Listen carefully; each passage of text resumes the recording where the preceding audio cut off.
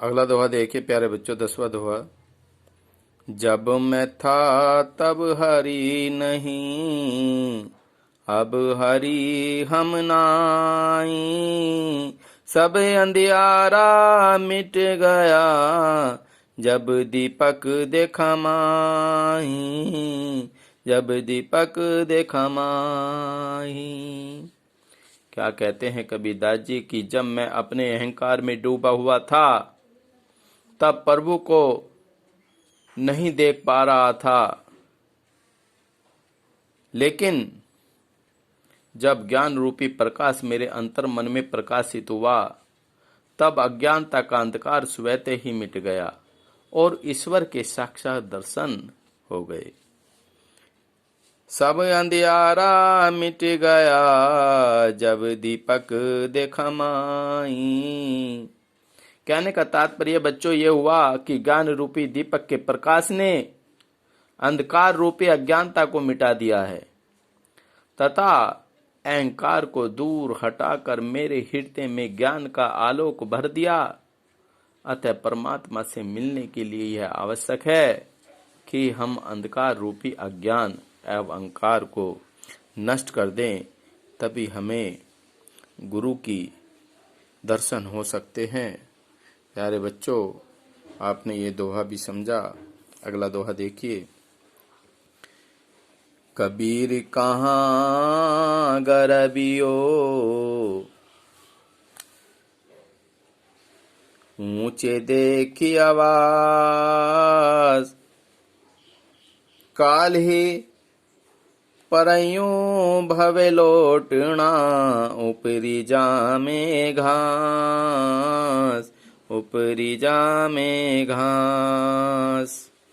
क्या कहते हैं कबीरदास जी? कहते हैं कि यह पूरा संसार और यहाँ व्याप्त सभी भौतिक सुख साधन क्षण भंगुर है। इसलिए मनुष्य को कभी भी ऊंचे महलों तथा धन दौलत पर गर्व नहीं करना चाहिए। प्यारे बच्चों, काले फलियों भवे लौटना, ऊपरी जामे घास। क्योंकि ये सभी वस्तुएं नाशवान हैं, अतः कुछ ही दिनों में ये धरती पर गिरकर नष्ट हो जाएंगी और इन पर घास उगाएगी। प्यारे बच्चों, आपने ये दोहा भी समझा। अगला दोहा देखिए। यहू ऐसा संसार है, जैसा सेंबल फूल।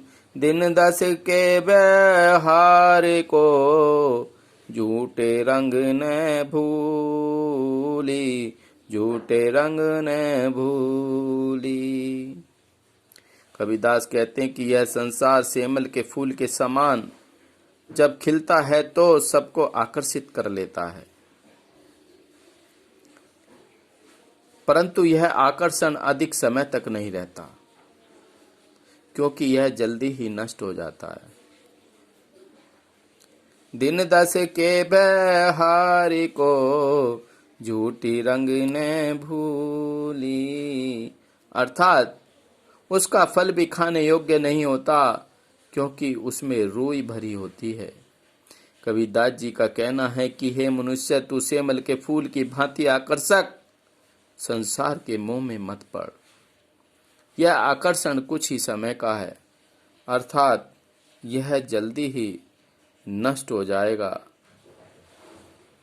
प्यारे बच्चों, ये दोहा भी आपने समझा। मुझे आशा है कि आपकी समझ में आ रहा होगा।